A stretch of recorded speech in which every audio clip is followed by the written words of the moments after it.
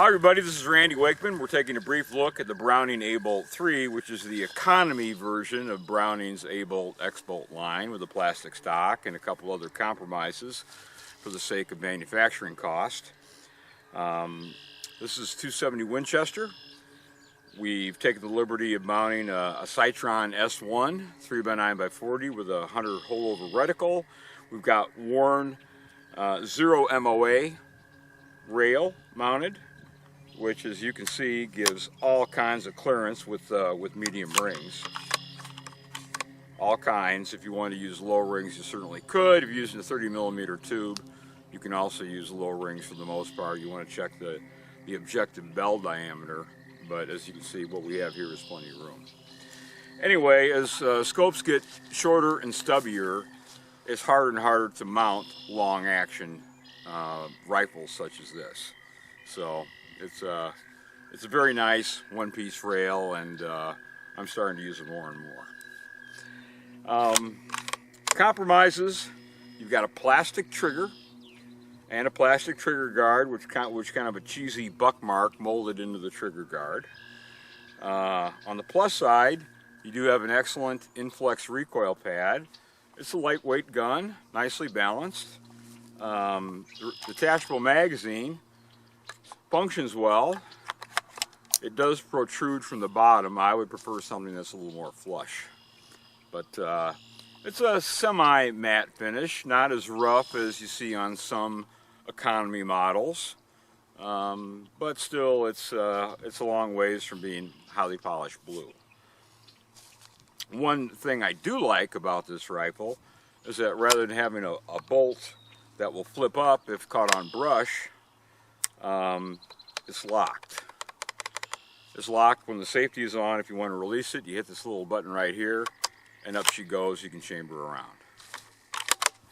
So what we'll do is take a couple preliminary spotter shots at 25 yards, make sure we're on the paper. I have no idea. I've not fired this rifle before. Make our course adjustments, and then go to 100 yards. We'll see what happens.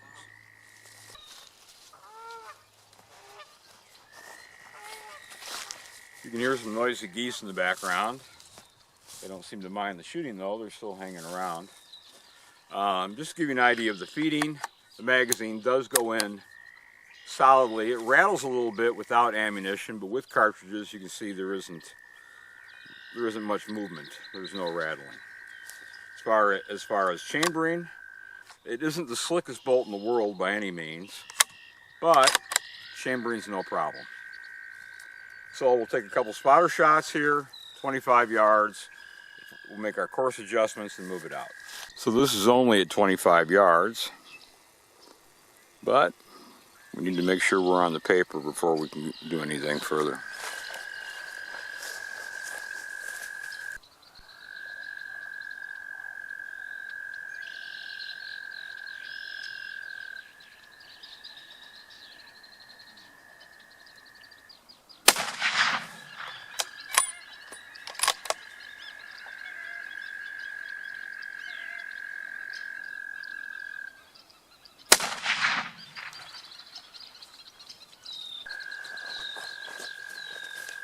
Well, as you can see, we're on the paper.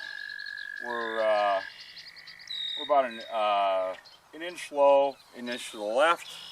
Multiply by 4, it ought to get us on the paper out at 100 yards. Often, 3 types of premium ammunition are enough to find a load that'll give representative groups. Sometimes it takes 11 different brands or loads of ammunition, but normally 3 is enough to give you a good idea. So we're going to use the 270 Hornady GMX 130 grain. We also have the Hornady Super Performance in Interbond and the 140 grain 270 Winchester AccuBond. So we've got clean paper set up at 100 yards. We'll try all 3 and see what, if anything, groups. Okay, so first up will be the Hornady 130 grain GMX Super Performance loads. We'll go for the left target and see if we can get something approaching a group.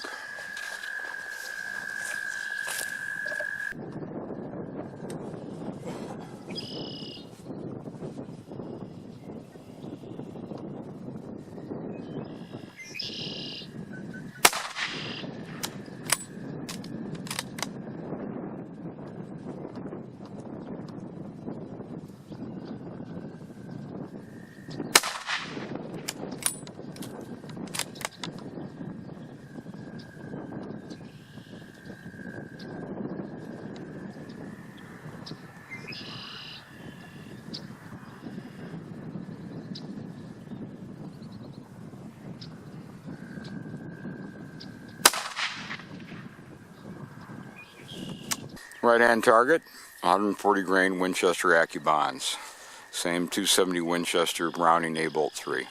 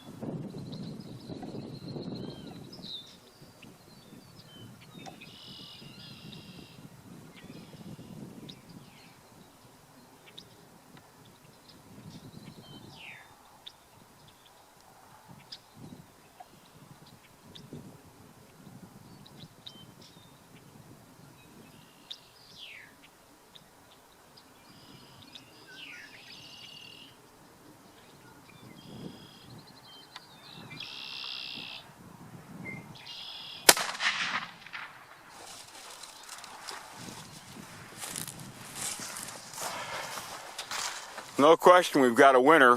We can go up and take a closer look. The AccuBonds are touching holes. So what a difference ammunition can make.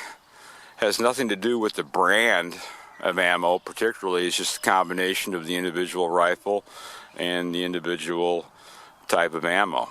Because the Hornady stuff, for example, is, well, the Superformance Interbond is the absolute best cartridge I could find for my Browning X-Bolt. That's what I took to South Africa. So it goes to show, once again, like everybody knows, all rifles are different. So let's take a closer. Well, there we go. There's our first group to the left at 100 yards with the Hornady GMX Superformance. Not particularly impressive, particularly when you compare it to the AccuBond group, which is unbelievable. That is one hole, 3 shots through the same hole. So you can't get better than that. As far as I'm concerned, we're done. For a hunting rifle, an economical hunting rifle, to have 3 shots through the same hole like that, it's unbelievable. But that's where they hit.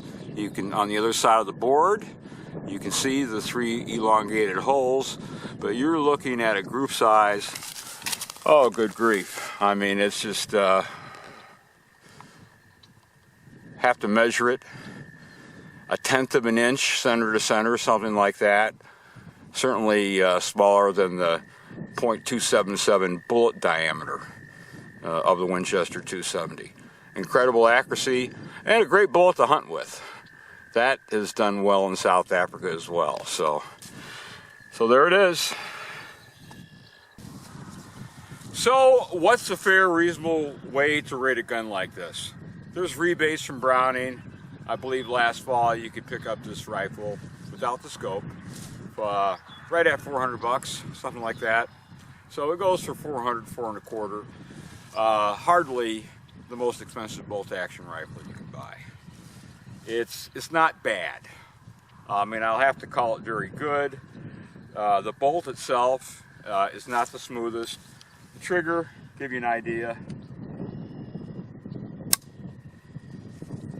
4 pounds, 10 ounces.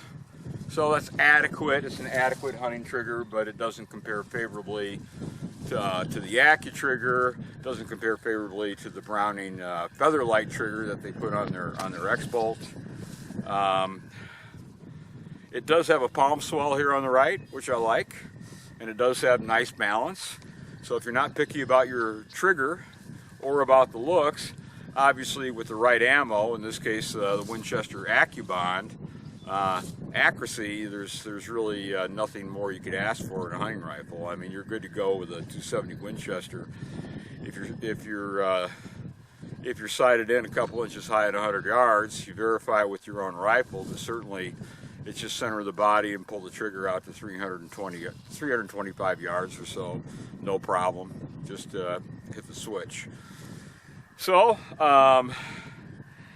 like I said, there's a lot to like about it. The bolt is a little sticky.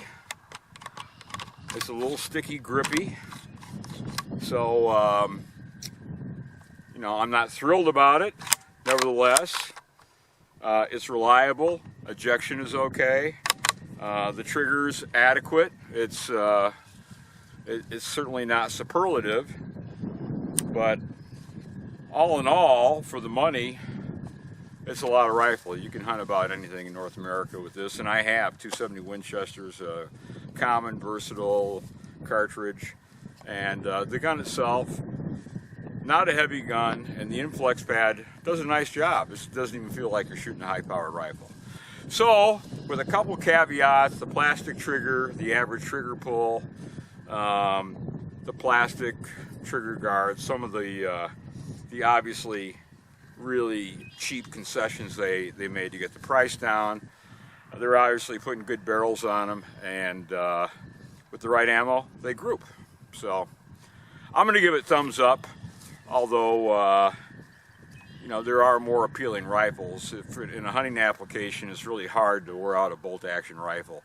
Big game hunting, anyway. I mean, you may want to get a new rifle every 20 or 30 years, whether you need it or not. But it's really hard to wear them out, unless you just throw them off a cliff or something like that. So, good job. I mean, it does outshoot several other economy-grade models, including Ruger.